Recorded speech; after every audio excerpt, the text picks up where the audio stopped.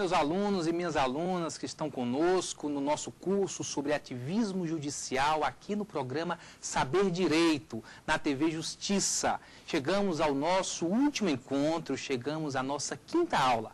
A última etapa dessa caminhada, dessa jornada, pela qual nós conhecemos um pouco do chamado ativismo judicial. Tivemos aqui 5 encontros que constituíram o nosso curso.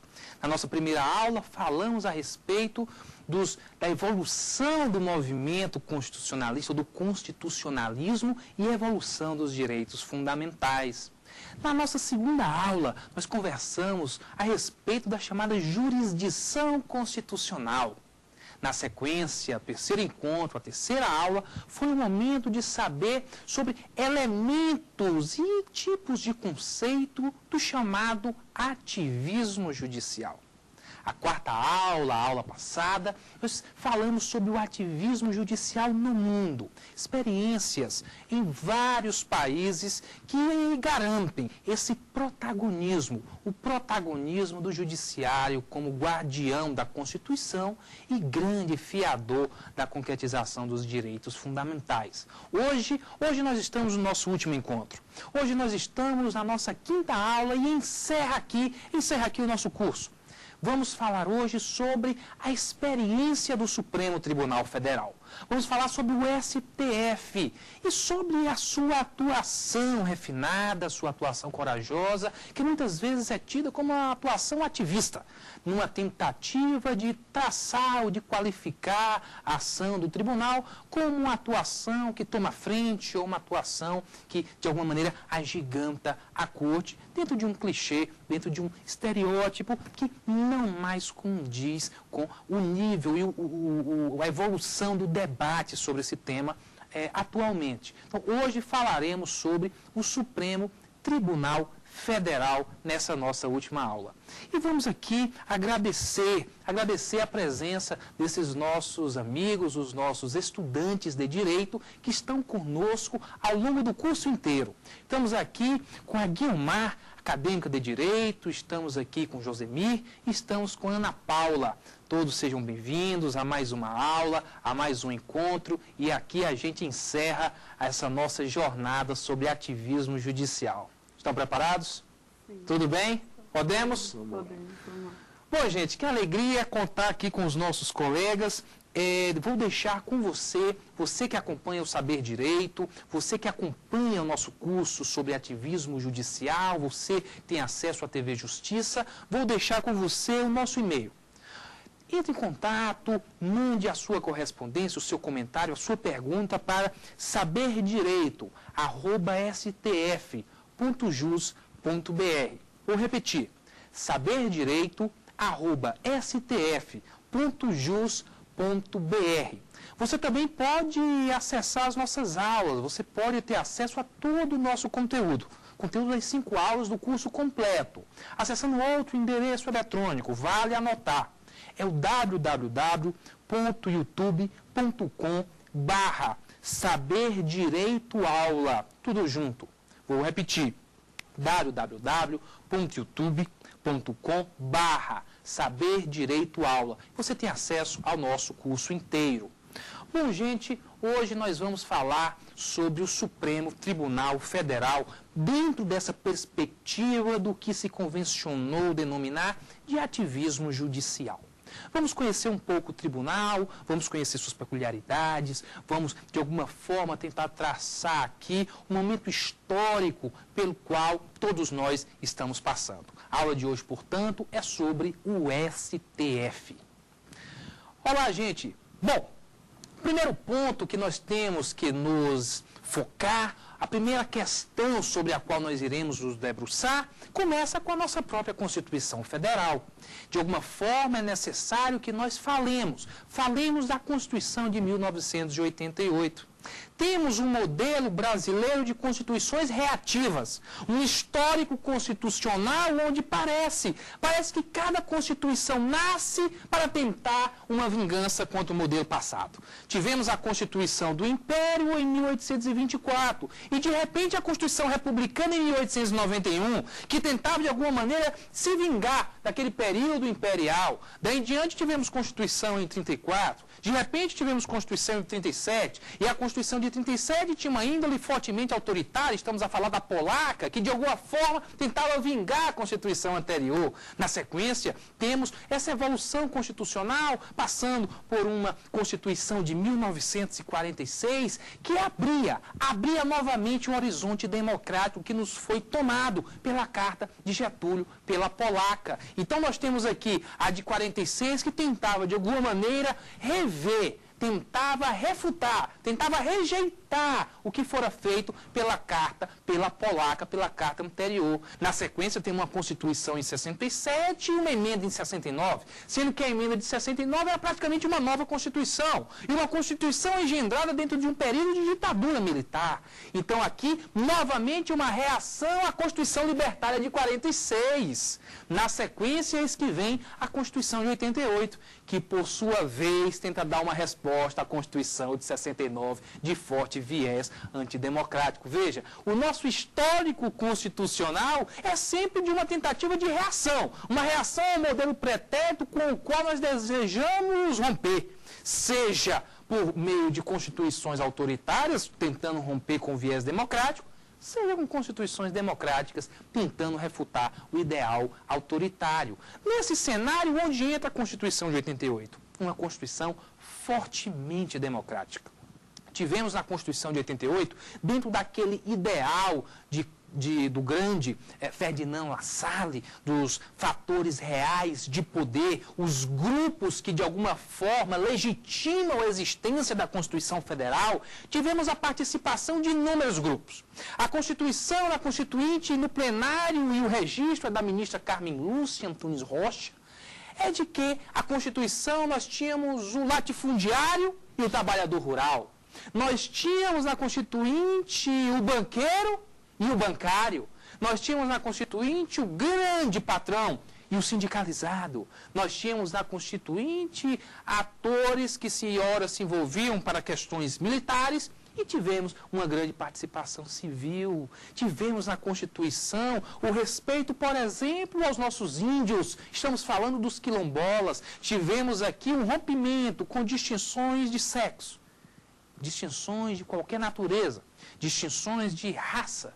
Então, tivemos distinções, rompimento com distinções de cor. Veja, a Constituição, ela é engendrada dentro de um espírito fortemente democrático. Uma tentativa de erguer um documento que tenha, de alguma maneira, a nossa cara, que de alguma forma represente aquele momento pelo qual o Brasil passava. Um processo de redemocratização, sonhos destruídos que de repente são acesos. De repente, a esperança volta a habitar na mente da juventude. A esperança volta a habitar na mente daquele adulto que já não suportava mais a imposição do jugo da ditadura militar. Então, aqui é engendrado, é nesse ambiente que nasce a nossa Constituição Federal de 1988.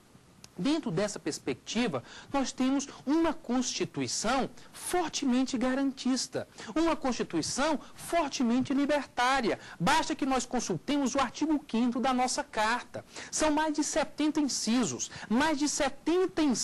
voltados para o estabelecimento de direitos tidos como fundamentais, dentro de um rol que é simplesmente exemplificativo, porque o Supremo Tribunal Federal pode, por meio da hermenêutica, construir novos direitos fundamentais, por meio da sua leitura, como fizeram, por exemplo, com o artigo 16 da Constituição, o princípio da anualidade eleitoral, que foi alçado pela Corte Constitucional deste país, pelo Supremo, como uma cláusula pétrea implícita. Como seria? Temos o rol do artigo 5º formado por cláusulas pétreas explícitas, porque indicadas taxativamente no artigo 60, parágrafo 4º da Constituição Federal, mas também cláusulas outras que também remetem aos direitos fundamentais, como o artigo 16, que quando revelado pela Constituição, passa a compor o rol das cláusulas pétreas, passa a compor o rol do núcleo duro, o núcleo intangível, sobre o qual sequer as maiorias políticas podem passar por cima, sequer podem deliberar no Congresso Nacional. Temos, portanto, uma Constituição por vezes classificada como super rígida. Tamanha é a previsão e a dificuldade de reforma e a previsão de cláusulas pétreas. Essa Constituição promulgada, essa Constituição com a cara do Brasil, essa Constituição que fala do banqueiro ao bancário, que fala do empresário ao sindicalizado, que fala do quilombola, que garante a função social da propriedade, que garante direitos de propriedade. Essa Constituição plural para um país continental de marca também plural, essa é a nossa carta, essa é a nossa Constituição. Esse é o documento central do ordenamento jurídico brasileiro, a Constituição Federal de 1988. Essa Constituição é o documento por meio do qual todas as ações do Estado, todo o comportamento estatal, ele deve se conduzir. E hoje falamos no final da primeira aula, quando falávamos sobre direitos fundamentais, há inclusive a perspectiva de que essa Constituição, no tocante aos direitos fundamentais, deve conduzir as relações eminentemente privadas, numa chamada horizontalização dos direitos fundamentais, um termo cuja tradução remete à expressão germânica, por meio da ação criadora do Tribunal Constitucional Federal Alemão, que introduziu o enunciado segundo o qual as relações eminentemente privadas, tendo num polo cidadão e no outro cidadão, também devem se conduzir em respeito aos direitos fundamentais. Essa é a nossa carta, essa é a nossa Constituição, essa é a cara da Constituição brasileira. Além da Constituição de 1988, um outro traço importante que nós realçamos nessa nossa última aula é o Supremo Tribunal Federal, a Corte brasileira. A Suprema Corte, ela tem taxativa previsão constitucional e a Constituição remeteu ela à função de guarda. A Carta é taxativa. O Supremo é o guardião derradeiro da Constituição. Não o único, porque também é a guarda por meio do controle difuso, além dos outros tipos de controle. Veja, a questão das CCJs, o veto presidencial, a possibilidade de sustar os atos que exorbitem a função regulamentar. Mas dentro do modelo repressivo de controle judicial de constitucionalidade, temos no Supremo Tribunal Federal o guardião derradeiro. É naquela corte, é naquela tribuna, é naquele plenário onde a voz do advogado, a voz do constitucionalista, ele dá o seu último grito pela concretização de direitos. É ali no Supremo Tribunal Federal, dentro daquele ambiente em que o último grito, o último pedido, o último pleito quanto à concretização de direitos constitucionais é ouvido. Diante daqueles 11 guardiães, diante daqueles 11 julgadores, naquele ambiente é que acontecem os grandes debates constitucionais dentro desse modelo concentrado. Já disse que no modelo difuso todo o judiciário o faz e o faz com coragem também. Aqui nós temos um Supremo Tribunal Federal muito diferente hoje do Supremo Tribunal Federal que Aliomar Balieiro escreveu em 1968 na sua clássica obra STF, esse outro desconhecido. Veja o título da obra, STF, esse outro desconhecido. Por que será? Porque o Supremo naquele período de fato era mesmo desconhecido. Nós tínhamos naquele momento um Supremo Tribunal Federal cuja jurisdição constitucional tinha como documento máximo uma emenda constitucional feita num gabinete militar. Temos então a emenda de 68, adotada sobre a Constituição de 67, que de alguma maneira, de tudo, é arrancada a esperança de cada um de nós quando há um pleno exercício da jurisdição constitucional. Em 1968, Balieiro então narra o Supremo Tribunal Federal e o reporta como uma corte desconhecida, uma corte afastada dos grandes debates. Uma corte encastelada, um tribunal que quando se chegava nos distantes rincões do país, ninguém sabia exatamente quais suas funções.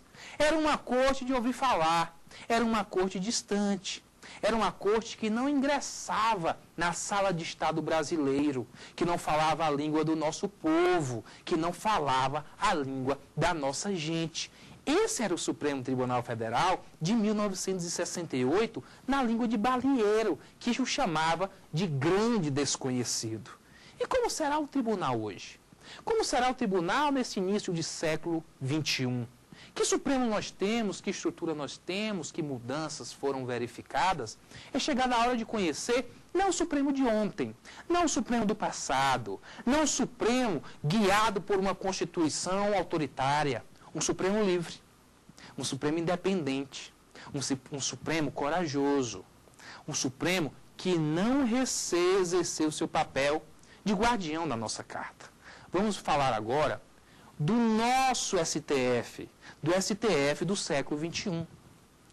O Supremo Tribunal Federal de hoje é uma corte que atua, primeiramente, com as portas abertas.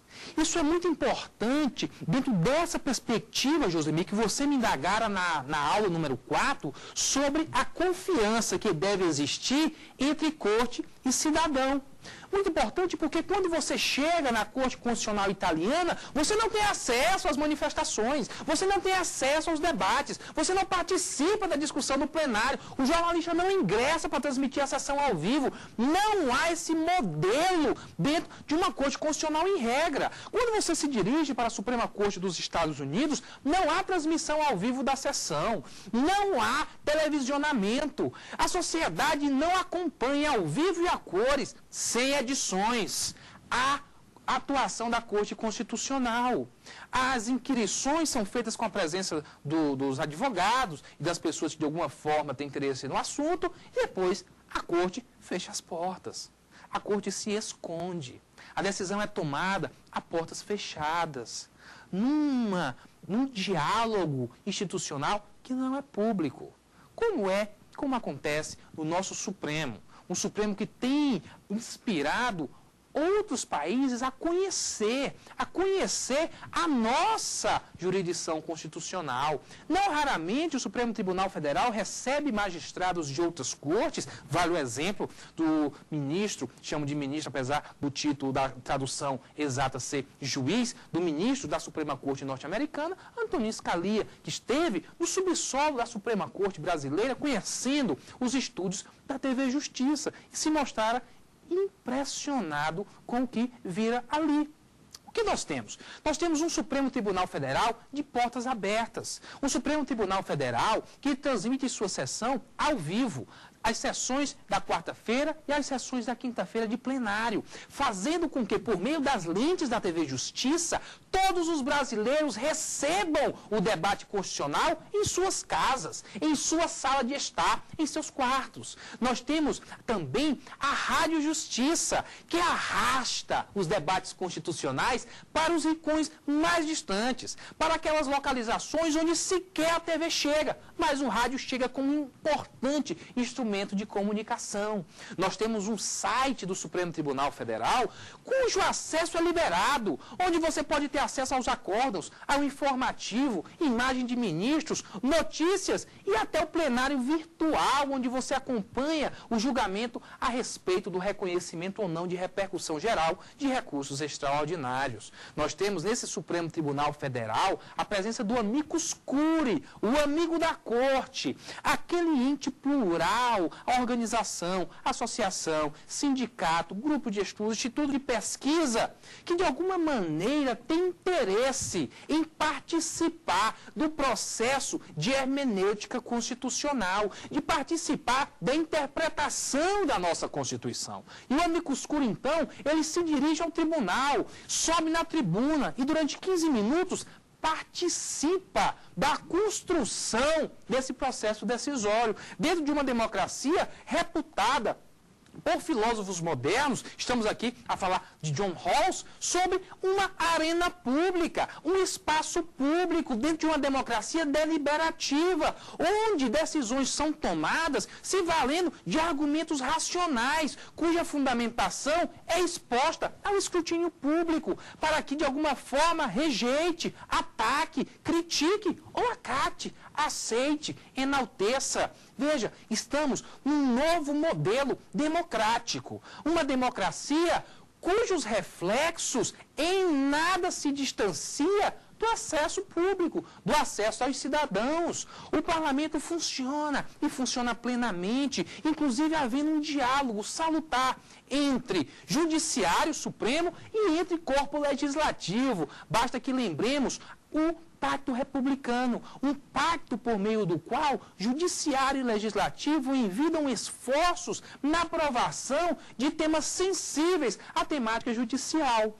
Temos aqui, portanto, o amicus curiae como mais um ator, um elemento informacional importante que cria um canal de acesso entre o cidadão e a Suprema Corte e não para por aí e não para no amicus curiae. Nós temos ainda o fenômeno das audiências públicas. Ora, os ministros do Supremo Tribunal Federal muitas vezes se veem diante de casos cujo domínio do conhecimento não lhes é inato. Veja, estamos falando, por exemplo, da situação dos pneus importados. O Brasil, quando importa carcaça, quando importa pneu usado, ele viola pactos internacionais e contribui para a deteriorização do meio ambiente ou não? O debate dessa natureza, ele de alguma maneira envolve elementos informacionais que não constam nas grades curriculares de bacharéis em Direito, que normalmente é o curso feito pelos ministros do Supremo Tribunal Federal, quase que numa totalidade. Digo quase que numa totalidade porque temos a experiência do médico Barata Ribeiro, que foi indicado para o Supremo, mas que depois não fora aprovado na sabatina. Mas, como regra, o integrante do Supremo é um bacharel em Direito. E qual é a disciplina que um bacharel em Direito estuda para compreender a formação da borracha? Como a borracha é formada? Qual a consistência? Quanto tempo ela fica no ecossistema? Isso não é uma informação que naturalmente se adquire num banco de faculdade. Veja, por exemplo, a questão dos fetos anencéfalos. Podemos lembrar da pesquisa com células tronco embrionárias, onde o pano de fundo envolvia a fixação do que seria direito à vida. O que é a vida? Como conceituá-la? Como defini-la? Veja a dimensão desse debate, o relevo dessa discussão. Quando se ingressa nesse tipo de debate, dou aqui o exemplo da pesquisa com célula tronco embrionária, nós precisamos de elementos informacionais dos quais, em regra, nós não dispomos. Estudar um cromossomo, formação DNA, o que é manipulação genética, como uma pesquisa é feita, isso normalmente não é passado num banco de faculdade.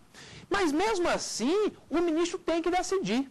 Mesmo assim, o ministro tem que proferir seu voto. Mesmo assim, o ministro precisa fundamentar. E como ele o faz? Que demonstração de humildade é possível a um julgador para que ele aqui diga, olha, eu não estou munido suficientemente dessas informações. Eu preciso ter contato com mais informações para fazer o juízo de valor por meio de um estudo apurado. Ele autoriza, então, as chamadas audiências públicas. O Supremo Tribunal Federal fez audiência pública para tratar, por exemplo, da questão das células tronco embrionárias, fetos anencéfalos, cotas raciais, fez audiência pública para tratar sobre importação de pneus usados e fez audiência pública para tratar sobre o Sistema Único de Saúde.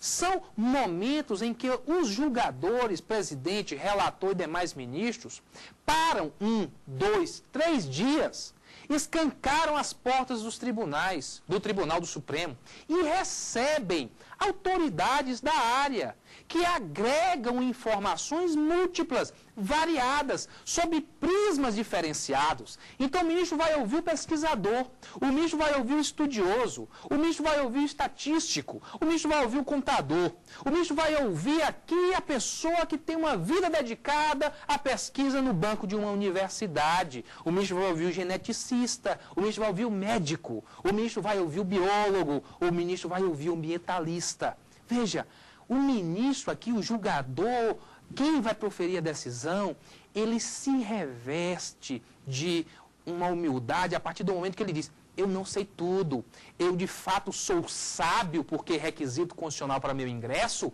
mas essa sabedoria ela é voltada para o campo jurídico e a sociedade complexa na qual nós vivemos, esse alvorecer do século XXI, ela endereça para os tribunais, ela endereça questões que anteriormente não se via, das quais anteriormente não se falava, sobre as quais anteriormente não se cuidava no âmbito judicial. Portanto, eu, julgador, preciso me valer dessas informações.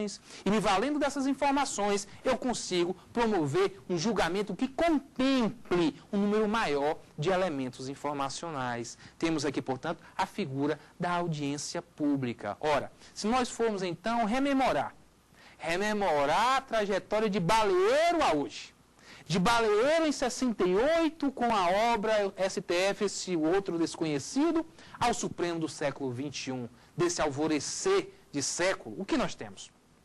Nós temos uma transição gradual e poderosa, incessante, de uma corte de fato desconhecida para uma corte que concretiza, de algum modo, o ideal de Peter Haberle, quando escreveu o seu livro Sociedade Aberta dos Intérpretes da Constituição, cuja tradução fora feita pelo professor Gilmar Ferreira Mendes. Haberle aqui, ele fala: não há norma constitucional que não seja norma interpretada. Logo, nesse processo que dá vida à norma, nesse processo de interpretação da norma constitucional, é desse processo que a norma nasce, é aqui que nós temos a realização do direito. E se essa realização do direito se dá de maneira completamente afastada da sociedade, de maneira completamente afastada dos cidadãos, de maneira completamente afastada, no nosso caso, dos brasileiros, nós não temos uma verdadeira democracia, pelo menos no tocante a uma democracia constitucional. Nós não temos cidadãos constitucionais, nós não temos pessoas conscientes da relevância dos debates, conscientes da dimensão das decisões, conscientes do papel da Suprema Corte. O professor Peter Haberle aqui, ele diz, é preciso que nós construamos uma Suprema Corte aberta. É preciso que nós, de alguma forma, consigamos erguer uma sociedade aberta dos intérpretes da Constituição. E aqui o Supremo Tribunal Federal Brasileiro tem dado exemplo. Tem dado exemplo por meio desses elementos citados por nós. Um tribunal aberto, sessões públicas, televisionadas, transmissão por TV, transmissão por rádio, um site de fácil navegação, com informações das mais variadas, amicus curiae, audiências públicas, um debate que concretiza esse ideal de democracia deliberativa, por meio da qual decisões são tomadas dentro de uma guerra por argumentos racionais que devem prevalecer, com fundamentos indicados em decisões e lançados à opinião pública.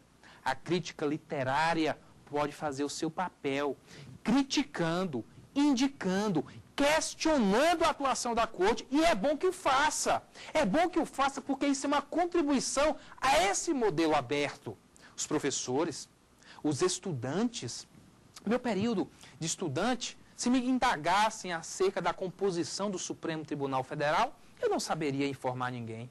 Hoje, se entra numa sala de aula no curso de Direito no primeiro semestre, você pede a composição da Suprema Corte, parece a escalação de um time famoso. Todos os estudantes conhecem um ou outro ministro e, de alguma forma, têm preferências pela linha de um ou pela linha de outro, não é, Ana? Isso acontece, sim ou não, Guilmar? Veja, então, nós temos aqui um Supremo que sai, aqueles senhores com mantos de cetim negro sobre os ombros, tão distantes, e entram na sala de aula. E entram nas casas dos brasileiros e que, de alguma forma, contribui para o estabelecimento de uma cultura de exigibilidade de direitos. Não estamos falando de ativismo dentro de uma visão estereotipada, um clichê que desqualifica a atuação corajosa da corte, imputando a ela um denominador negativo, uma atuação invasiva, um Supremo atabalhoado, uma ditadura de togas, como já se chegou a falar. Nós temos uma corte comprometida com um catálogo de direitos constitucionais e que, com sua atuação, com seu esforço argumentativo em deliberações que se valem de argumentos racionais, cujos fundamentos constam da Carta da República, nós temos aqui um Supremo Tribunal Federal aberto. Temos um Supremo Tribunal Federal que ajuda a consolidar uma cultura de exigibilidade de direitos, popularizando a expressão, então recorre para o Supremo. Eu vou ao Supremo, quero ver o que o Supremo vai dizer a respeito disso. Essa decisão está no Supremo. Então, esse quadro, ele passa pela, inicialmente, marca plural da nossa Constituição. No segundo momento, pela abertura institucional do Supremo. E finaliza como último ingrediente da atuação contemporânea da Corte na sua composição. É sobre a composição do Supremo que nós iremos conversar agora. Nós temos o Supremo Tribunal Federal de hoje, ministros que foram, de alguma forma, gerados dentro da nossa cultura contemporânea do direito constitucional. Então nós temos integrantes daquela corte que nos seus estudos no exterior, e não é novidade aqui, ministro Ricardo Lewandowski estudou nos Estados Unidos, ministro Gilmar Mendes estudou na Alemanha, ministro Joaquim Barbosa estudou na França.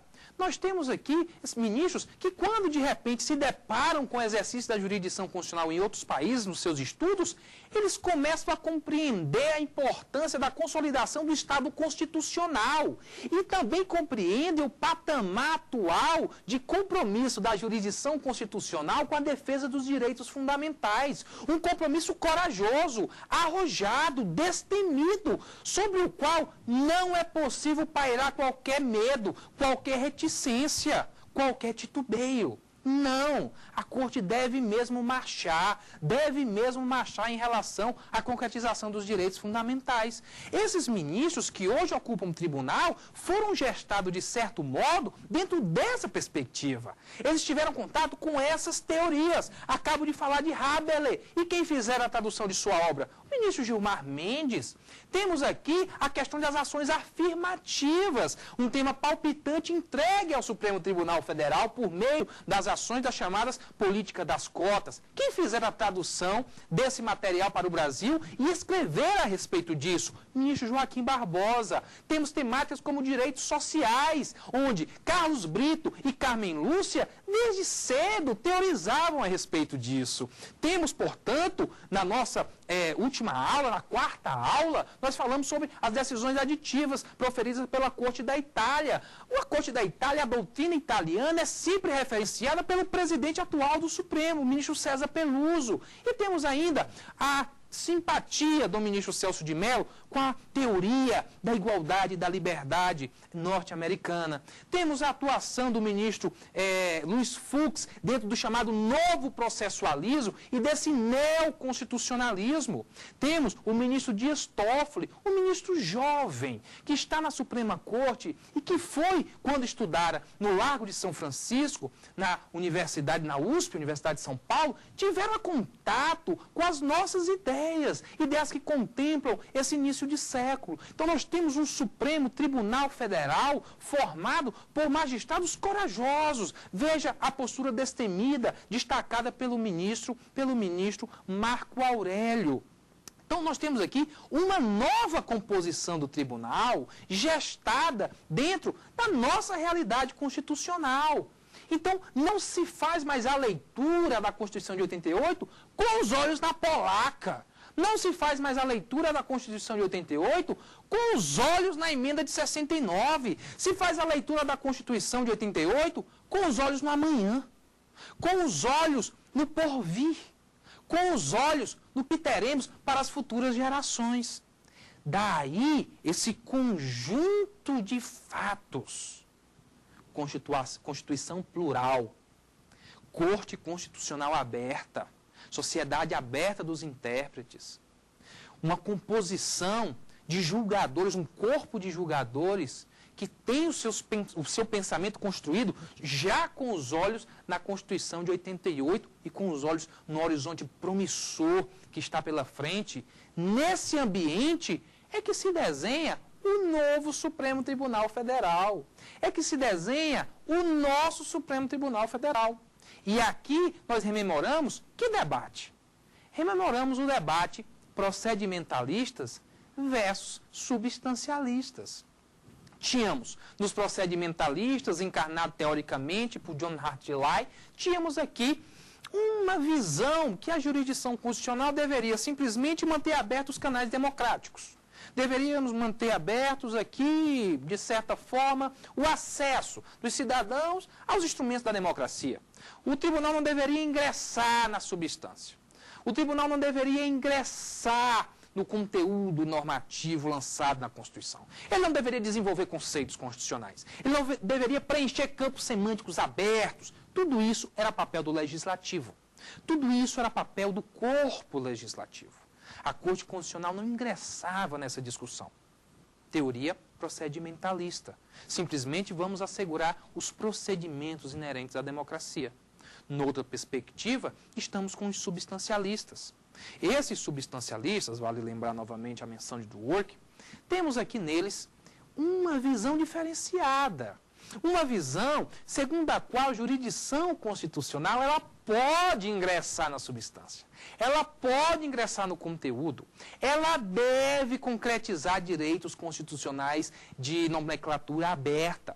Ela deve conferir efeitos a todo o corpo constitucional. Direitos sociais não devem ser impedidos de concretização invocando razões de custos, porque custos são remetidos a todos os direitos. Basta a obra de Sunstein quando fala do custo dos direitos. Não há direito cujos custos sejam desconsiderados. Todos os direitos têm custos. Não podemos dizer que o direito à saúde não existe. Não podemos dizer que o direito à educação é simplesmente uma promessa lançada ao vento. Não. Pela teoria substancialista, a Corte pode definir, sim, esses campos semânticos. O tribunal pode avançar em temas que, de alguma maneira, tocam questões políticas. A Corte deve se fazer presente nesses grandes debates. O Supremo de hoje é um tribunal que, na minha visão, marcha pela teoria substancialista. Marcha pela teoria de enxergar na Constituição um documento primoroso cuja eficácia depende de um esforço coletivo. Ora do Supremo, ora do Executivo, ora do Legislativo e, dentro de uma temática de sociedade aberta, um compromisso a ser firmado por todos nós. Aqui nós temos, portanto, um novo cenário da jurisdição constitucional brasileira. Um Supremo cuja referência vem de uma Constituição promulgada, popular, plural e aberta, com uma Corte cuja a confiabilidade é imensa, porque houve uma aproximação, uma desmistificação dos seus atores, e na sequência, a adoção de uma visão de força normativa da Constituição, dentro da perspectiva teórica lançada por Conrad Hess, no seu clássico A Força Normativa da Constituição. Aqui, o tribunal começa a marchar. Aqui, o tribunal começa a avançar. Aqui, o tribunal se debruça sobre temas sobre os quais jamais uma corte procedimentalista iria avançar, iria debater, iria discutir. Essa é a nova face da jurisdição constitucional brasileira. Dentro dessa perspectiva, meus alunos, minhas alunas, que estão conosco aqui no Saber Direito, eu gostaria de rememorar o conteúdo dessa nossa quinta aula. É o nosso último encontro, a nossa última aula. Estamos falando sobre STF dentro do nosso curso Ativismo Judicial. Uma vez feito esse histórico que passa por uma Constituição plural, que passa por uma um Supremo Tribunal que tenta encarnar o ideal de Habermas sobre a hermenêutica aberta, a sociedade aberta dos intérpretes da Constituição. E, por fim, uma corte que, dotada de uma Constituição plural, voltada para uma sociedade complexa, tem uma nova composição, é chegada a hora de nós, de alguma forma, tocarmos em questões recentes do nosso próprio Supremo Tribunal Federal. O momento que nós vivemos hoje, meu querido aluno, minha querida aluna, que está conosco, está aqui nos acompanhando no Saber Direito, é um momento de ouro. Um momento de ouro do constitucionalismo contemporâneo brasileiro. Os estudantes de direito hoje, eles estão desfrutando de um momento único na evolução constitucional no nosso país. Se não vejamos, estamos falando sobre coisas sobre as quais nós jamais conversamos. Abstrativização do direito, do controle difuso de constitucionalidade. Modulação de efeitos. Decisões de perfil aditivo. Questões como, por exemplo, doutrina prospectiva. Estamos falando sobre novidades, tal qual a atuação do advogado-geral da União numa ação direta de inconstitucionalidade. Do ponto de vista processual, temos a repercussão geral, plenário virtual, plenário real, súmula vinculante. Temos o Instituto da Reclamação. Temos o acesso direto no controle concentrado por meio da chamada ADPF, Arguição de Descumprimento de Preceito Fundamental, combate às omissões legislativas, omissão inconstitucional, possibilidade de concessão de cautelar em sede de omissão inconstitucional, apelo ao legislador, interpretação conforme a Constituição. Temos mais. A efervescência, ela é evidente no constitucionalismo atual brasileiro. Não para por aí. Declaração de nulidade sem redução de texto. Temos aqui as chamadas decisões que consagram o que convencionou se chamar de inconstitucionalidade progressiva. É um novo tempo. É sobre esse tempo que o direito constitucional brasileiro deve ser visto. Deve ser olhado com os olhos no amanhã. Deve ser olhado com os olhos no porvir. Deve ser contemplado como um compromisso inarredável de consolidação da cultura de exigibilidade de direitos. O que nós temos hoje no nosso país é um cenário promissor. Uma jurisprudência muito rica, voltada para uma sociedade complexa, conduzida por uma Constituição plural.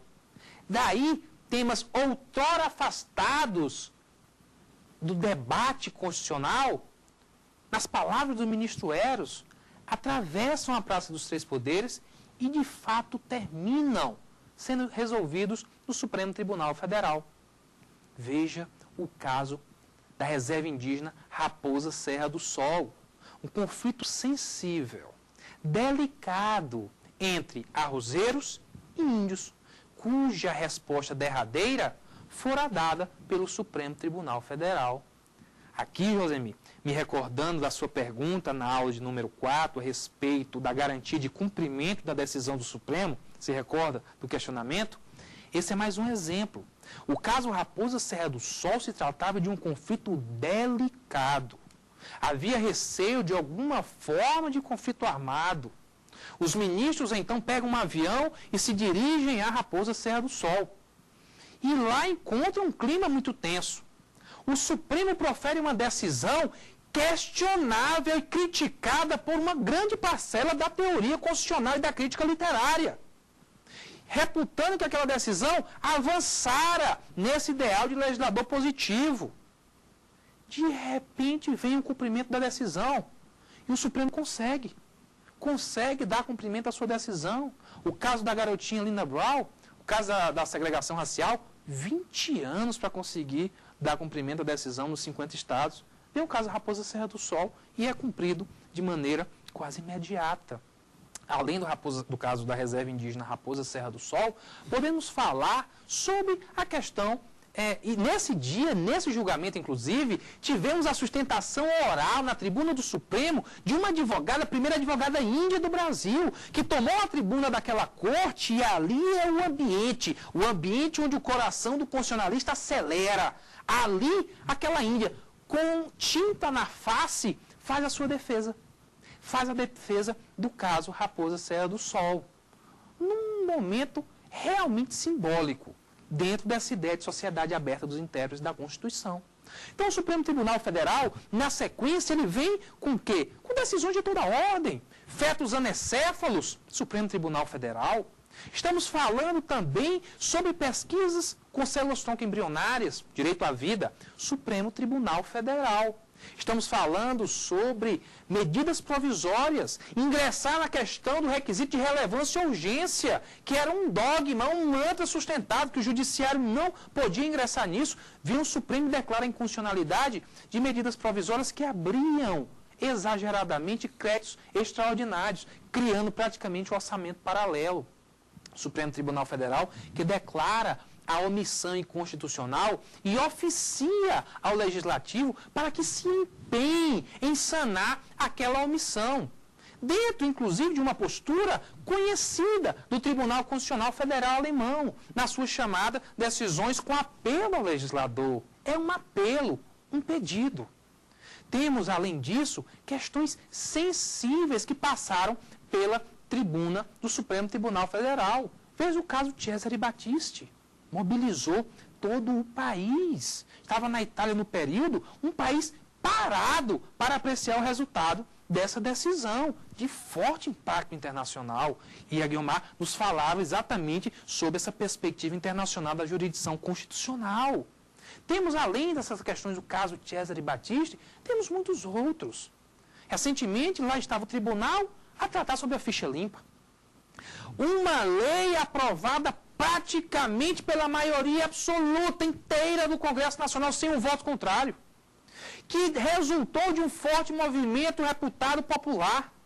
E que o Supremo vem e diz, não podemos aplicar essa lei em ano de eleição, em razão do artigo 16 da Carta da República. Julgamento que durou 2 dias, cheio de percalços quanto à proclamação do resultado, notadamente em razão da ausência de um ministro na Corte. Temos, então, aqui esse cenário, um cenário de um Supremo Tribunal Federal contemporâneo. Mas não há críticas a fazer à Corte? Há críticas. O tribunal precisa sempre ser criticado. E aqui, por exemplo, a temática processual é um prato cheio. A necessidade de não avançar em julgamentos eletrônicos, colocando em risco o devido processo legal. A necessidade da Corte fundamentar suas decisões de forma cada vez mais objetiva, para que não se aventure na fantasia dos princípios. A necessidade do Supremo Tribunal Federal dar cumprimento às suas decisões, como, por exemplo, a súmula vinculante das algemas. Se há uma súmula vinculante número 11 a dizer das algemas, ou se dá cumprimento a ela, ou então se revoga a súmula. Mas não podemos fazer pouco caso das reclamações que diariamente chegam à Corte. As críticas são várias e é muito bom que num país livre, professores de direito constitucional como eu, estudantes como vocês, e você que nos assiste, um cidadão interessado nessa temática, que compõe a hermenêutica aberta, o faça. Mas há um fato que parece ser o recado derradeiro. Guiomar, Josemir, Ana Paula e você que me assiste. Um recado derradeiro do nosso curso de ativismo judicial. A compreensão que eu tenho da postura do Supremo nesse início de século não é uma postura que enfraquece a democracia. Não é uma postura que invade demais poderes. Não é uma postura que coloca em risco os nossos direitos fundamentais. Não há essa visão estereotipada de ativismo judicial como um poder atabalhoado que tudo faz, que tudo pode. O Supremo não é soberano e nem jamais será. Os ministros são passageiros, a Corte é que permanece. Não há ativismo para mim. O que há é altivez de uma Corte que se revela como uma guardiã de coragem. Portanto, gente, hoje nós estamos agora no final da nossa última aula sobre o curso Ativismo Judicial. Tivemos 5 aulas, hoje estamos na nossa derradeira aula sobre o Supremo Tribunal Federal. É com alegria muito grande que eu passo as nossas últimas perguntas para os nossos 3 queridos estudantes, Guiomar, Josemir e Ana Paula. Vamos começar com quem? Ana, me fale. O STF, ele é ativista? É exatamente a pergunta da Ana. Ela marcha em relação a, acho que, o coração do grande debate sobre ativismo judicial hoje no Brasil. Ana, essa pergunta, ela depende. Depende de quê? Depende da visão que você confere à jurisdição constitucional e ao Supremo. Se você enxerga o Supremo como um tribunal que meramente deve garantir o pleno funcionamento dos canais democráticos e remeter questões sensíveis, politizadas, questões impregnadas de forte valoração moral, questões impregnadas de forte valoração principiológica, questões cuja resolução vai passar com conteúdos abertos da Constituição, deve remeter esse tipo de debate ao Legislativo, o Supremo seria um tribunal ativista hoje. Porque é isso que ele faz. Todavia, se nós olharmos para o Supremo como enxergarmos a jurisdição constitucional dentro de uma perspectiva substancialista, ou reconhecendo a aproximação entre direito e moral, princípios nas constituições, a nossa Constituição plural, voltada para conduzir uma sociedade complexa, dentro de um ambiente democrático, cujo parlamento se vê paralisado muitas vezes por crises internas que promovem um bloqueio no seu poder de agenda, não teríamos um tribunal ativista.